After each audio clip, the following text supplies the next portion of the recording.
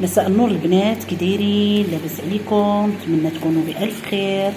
اليوم ان شاء الله بغيت نحضر معكم سيجار بحشوه رائعه، حشوه السبانخ والجبن اللي كتجي معلكه لذيذه.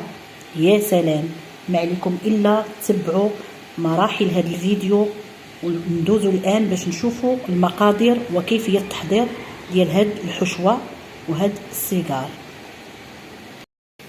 بالنسبه للسيجار بالسبانخ والجبن الطري، هنا عندي واحد 2 قبطات ديال السبانخ غسلتهم ونشفتهم وقطعتهم. عندي 2 بصلات كبار، عندي قدر من الفطر، ممكن انكم ديروا 100 غرام 200 غرام على حسب. عندي فطر معلب، الا كان طري راه احسن. عندي واحد 4 الفصوص ديال الثوم مهروشين، وعندي ملعقه صغيره من الابزار، الملح حسب الذوق، ملعقه من القزبر وملعقه من المعدنوس. هنا عندي تقريبا واحد 60 غرام حتى ل 70 غرام ديال الزبده، زبده من اصل حيواني. الا ما بغيتوش ديروا الزبده ممكن ديري نص كاس ديال زيت الزيتون. هنا عندي 250 غرام من الجبن الطاري. في انيه كنديروا البصل مع الابزار، ثوم، قليل من الملح، وكنديروا الزبده او زيت الزيتون، وكنشعلوا عليهم نار خفيفه حتى كتدبال البصله وكتعطي واحد المذاق، كتولي زبده اللي هي نوازيت او البصل كيتكرمل. كما شفتوا كنشحروا البصل مع الزبده حتى كتشحر مزيان وكتدبال. عاد كنضيفوا الفطر يتشحر، ومن بعد كنضيفوا السبانخ.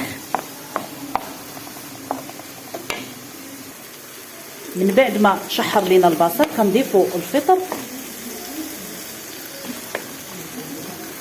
ونشحروا الكل.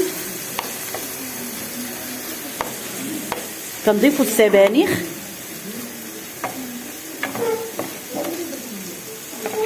راه ما كياخذوش الوقت، دغيا كيدبلوا ويطيحوا. الحشوه ديالتنا ها هي تشحرات، غادي نضيفوا قزبور المعدنوس باش تبقى عندنا ديك الطيبه ديال القزبور المعدنوس، لان السيجار مازال غاديين يطيبوا. ملي تبرد الحشوه غنضيفوا عليها الجبن.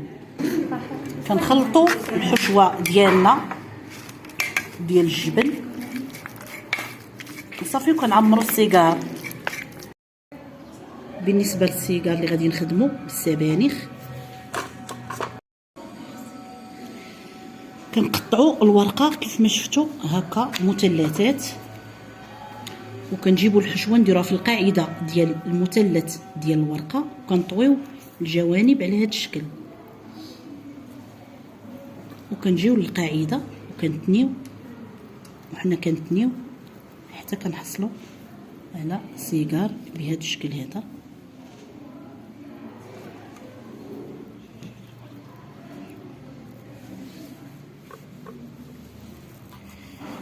نعاود معكم، دائما الورقه الجهه الحرشه نديروها لداخل. كنجيب الحشوه ونحطها في قاعده الورقه ديال البسطيله، وكنتني الجوانب بهذا الشكل هذا، وكنلف القاعده من الاسفل بهذه الطريقه هذه حتى كنحصل على سيجار بهذا الشكل هذا. بالنسبه للسيجار اللي خدمنا، بالنسبه للسيجار اللي كنا خدمنا وجمدناه في المجمد، دابا بغينا نقليوه مباشره من المجمد، باقي متلج. غادي نديرو في بياض البيض، في البياض والصفر طربين، غندوزهم في لاشابلور اللي حضرت معاكم، وغادي نقليوهم في حمام زيت ساخن. صفار البيض مع بياض البيض مطرب، وندوزو الشابلور.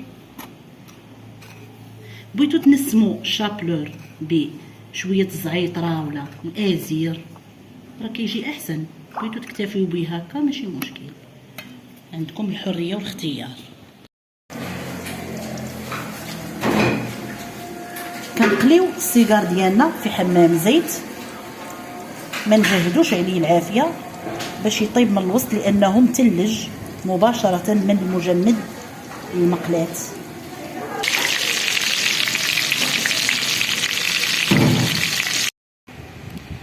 السيجار بالسبانخ والجبن الطري من بعد ما طيبناهم كيجيو على هذا الشكل هذا، مقرمشين ومحمرين ولذاذ. يا سلام على مذاق. نتمنى وصفه اليوم تنال الاعجاب ديالكم وتجربوها ان شاء الله. ما تنسوش انكم تشاركوا في القناه فضلا منكم وليس امرا. بارطاجيو عافاكم القناه مع الاهل والاحباب لتعم الفائده، وخلوا لي التعاليق ديالكم، كثروا من اللايكات، والى وصفه قادمه بحول الله.